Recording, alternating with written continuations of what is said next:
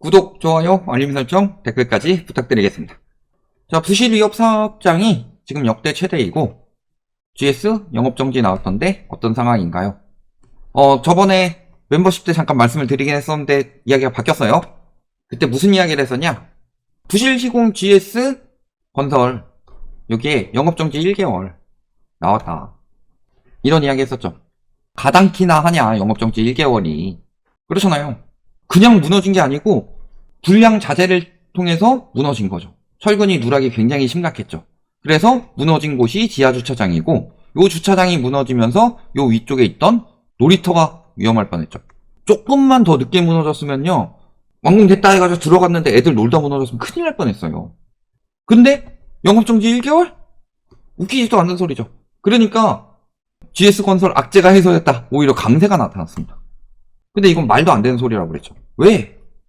아니, 지금 사람 목숨이 달린 게 영업정지 1개월이면, 그것도 엄청나게 큰 돈 빼돌려가지고 영업정지 1개월이면, 편의점에서 미성년자에게 주류를 팔아서 2개월 영업정지 받는 것보다 더 심각하다. 말도 안 되는 소리다. 라고 멤버십 때까지 1개월 이야기가 나왔었으니까 그 얘기를 했었는데, 말씀하신 대로 영업정지 8개월로 바뀌었습니다. 국토부에서 영업정지 8개월을 때려버렸다.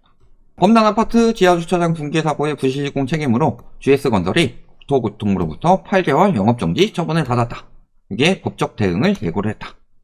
그리고 감경 없는 처분을 확정을 했고, 서울시에서 줬던 한 달 영업정지는 3월 한 달인 거고, 그 다음에 국토부에서 영업정지 때린 것은 4월부터 11월까지 플러스 8개월.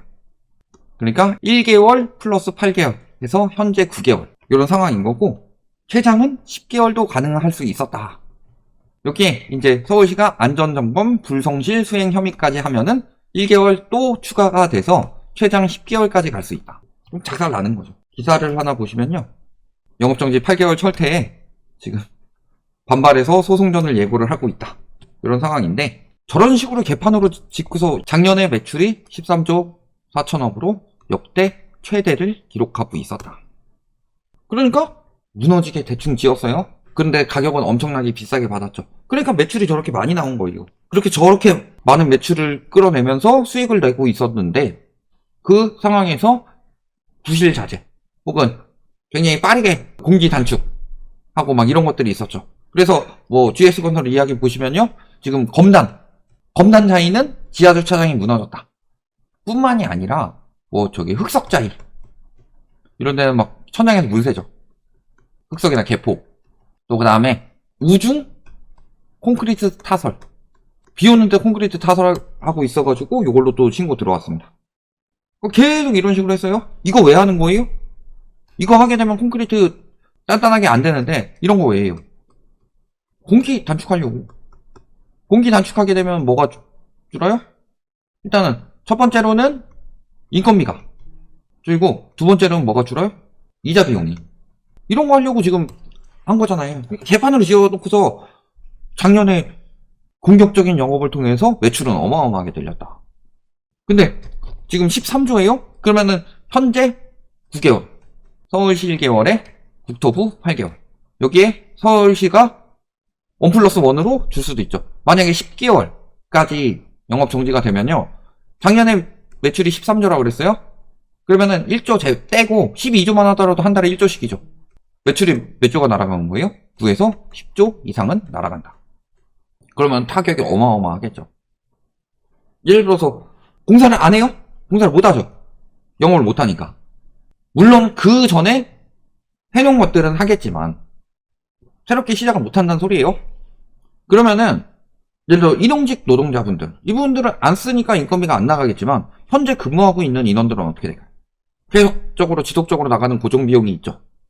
이런 것들을 계속 이렇게 나가는 거고, 그래서 굉장히 회사 자체에는 커다랗게 위기가 올 수도 있는 거죠. 큰 비용이 아니더라도 무너지는 곳들이 있습니다. 예를 들어 최근에 한국건설 이런 것들은 5억이 모자라서 뭘 못했어요? 중독 무이자라고 해놓고서 수분양자들에게 중도금을 떠넘기고 있습니다. 태양건설 얼마 모자라서 무너졌어요. 그러니까 지금 소송전까지 나가는 건데, 잘 생각해보세요. 근데 사람 목숨이 달린 거예요.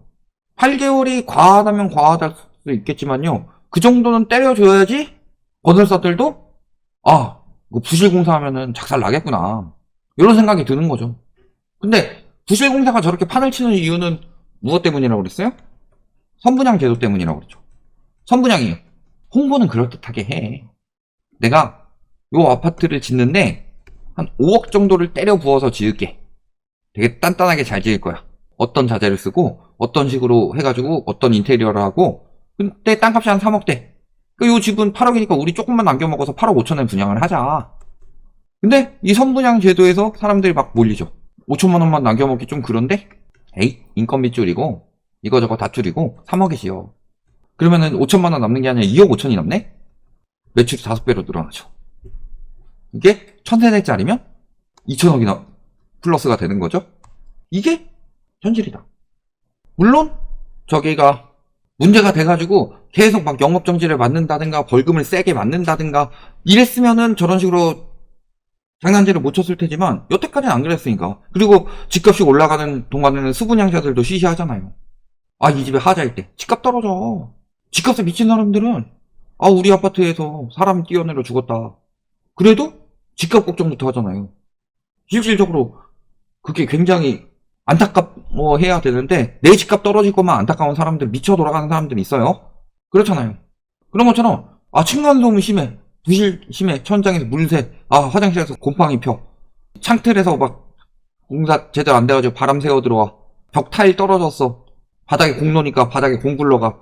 실제 다 있는 사례들 이야기를 하는 겁니다. 싱크대 뜯어봤는데 그 안에서 냄새가 나가지고 뜯어봤더니 인분이 발견됐어. 천장 뜯어보니까 안에 쓰레기가 어마어마해. 그래도 시시하죠. 집값 떨어지니까. 이게 나오는 게 부실되고 하자됐던 게 예전에는 없었고 요즘엔 많이 나온다. 물론 요즘에 더 개판으로 지은 것도 있죠. 왜냐면 보지도 않고 사고 막 청약 경쟁률 어마어마하니까 고객들을 우습게 본 거지. 근데 만약에 집값이 떨어지면은 열받잖아요. 그러니까 그런 것들이 이제 막 터져 나오는 거고. 이게 현실이에요. 그런 식으로 개판으로 지었다가 처벌을 안 받았으니까, 크게 안 받았으니까 개판으로 짓는 거지. 저 정도는 때려줘야지. 아, 그러면은 괜히 저거 좀 더 욕심내다가 건설사 망할 수도 있겠구나. 이런 생각이 드는 거죠. 어차피 지금 정부에서는 살리지 못한다. 판단이 들어서 터뜨리려고 하는 겁니다. 얼마 전까지 태형건설 때까지만 해도 계속 살리려고 하다가 안 되겠다. 조사해보니까 안 되겠는 거야, 도저히. 그러니까 이번에 막 PF 터뜨리려고 하잖아요. 그래서 안 되는 사업장들은 부실 사업장들을 정리를 하겠다. 정부에서 이 이야기를 왜 했냐? 임기 내에 막 건설사들 터지고 해가지고 노동자들 일자리 잃고 그러면은 그 욕이 바가지로 나한테 돌아올 텐데? 그럼에도 불구하고 터뜨리려는 이유는 감당이 안 되기 때문이에요. 그러니까 앞으로 부실 사업장 계속 나올 수밖에 없어요. 첫 번째, 자기 자본이 굉장히 적어서 대부분의 돈을 대출로 했는데 문제는 대출 금리가 굉장히 빨리 올라간 거예요. 그럼 LTV 50%에서 집 산 사람이랑 LTV 95%로 집 산 사람이랑은 금리 민감도가 다르죠. 그게 여러 가지 사업장들이 터져 나오는 상황인데 그 중에서 건설사들 저런 것들 딱 나오면 잡아내가지고 영업정지 8개월 때려버린다. 최장 10개월까지 때려버린다. 요거는 이런 문제들 더 터지지 않도록 하라는 거예요. 이번 정책은 굉장히 잘한 거예요. 왜냐면은 GS건설은 둘째치고 이제 다른 건설사들이 어떻게 행동을 하겠느냐. 저희가 이 영상 올렸었죠? 현재 분양가가 올라가는 수준이 물가 올라가서 자재비 올라가고 인건비 올라가서 올라간 수준보다 훨씬 더 빠르다. 근데 사업상 비밀이라고 하면서 깜깜이로 하고 있다. 원가 공개를 하지 않는다. 근데 문제는 위례에서 당시 2019년이에요. 지금보다 집값이 좀 낮을 때죠. 위례에서 현재 가격보다 한 3, 4억 싸게 나와서 로또라고 했던 단지의 분양가를 보니까 건설사에서 2천억을 더 부당으로 챙겼다. 이런 이야기가 나올 정도로 생각보다 저렇게까지 비싸진 않아요.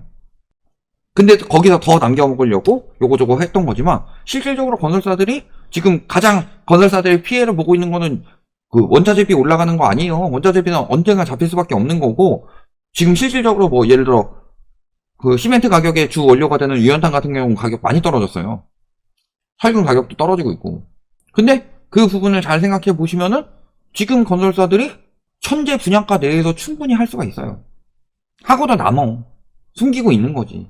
저렇게 영업정지 당하면 저기도 이제 자금난이 당연히 생길 수밖에 없죠. GS도 그렇고. 그러면 영업정지 당해가지고 자금난이 생겨서 사업장을 처분을 하게 돼요. 사업장을 처분을 하게 되면은 처음엔 전매로 처분을 할 수 있게 만들어놨죠, 국가에서.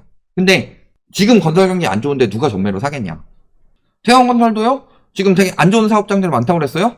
그거 처분하고 알짜 사업장들만 가지고 가서 워크아웃 하도록 만들겠다. 그 처분하는 사업장은 안 좋은 사업장이라는 거 다 아는데 누가 사냐. 그러면 가격을 매우 덤핑해서 다운시키지 않는 이상은 안 팔린다는 소리죠. 결국엔 경공매로 나오든가 아니면 가격을 싸게 나오든가 해서 땅값이 굉장히 떨어질 수밖에 없죠.